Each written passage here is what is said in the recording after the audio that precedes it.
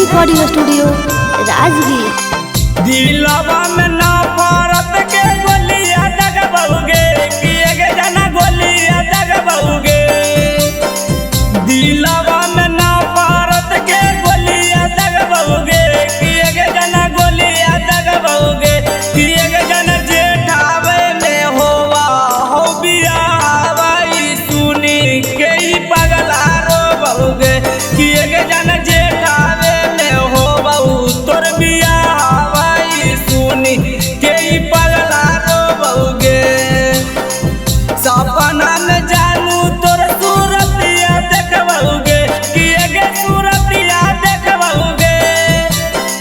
सपना में जानू तोर सूरतिया देखबउगे कि एगे सूरतिया देखबउगे।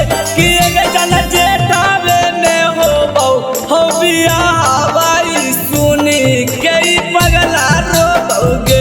कि एगे जन जेठावे में होबउ तोर बियावा ई सुनी के ई पगला रोबउगे।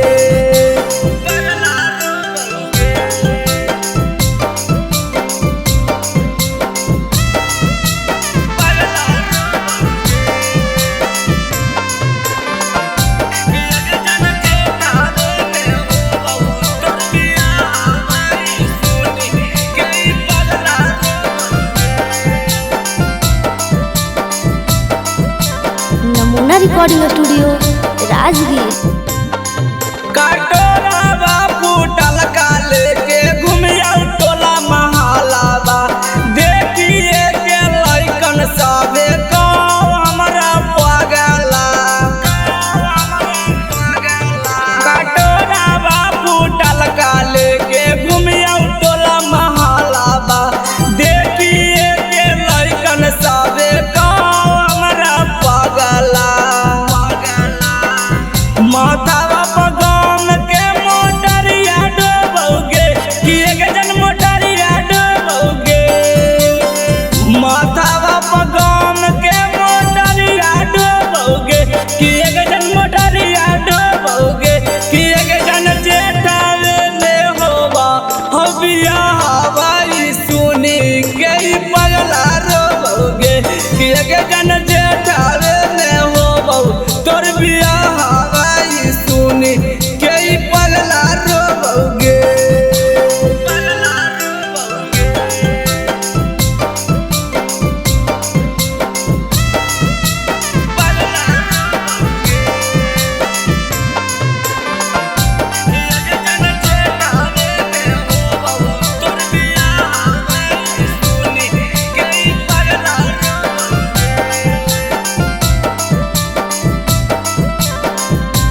नमूना रिकॉर्डिंग स्टूडियो राजगीर।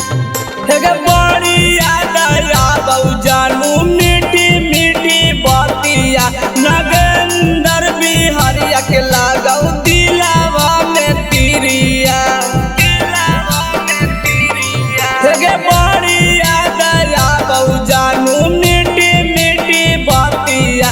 नगेंदर बिहारिया के लागउ दिलावा में तिरिया। सिकंदर राइटरवा नियन अपना सोबउगे कि एक जन अपना सोबउगे। कारण राइटरवा नियन अपना सोबउगे कि एक जन अपना सोबउगे। कि एक जन जेठावे में होबा हो बियावा ई सुनी के ई पगला रोबउगे। कि एक जन जेठावे में होबउ तोर बियावा ई सुनी के ई पगला रोबउगे। प्रेजेंटेड बाय नमूना म्यूजिक।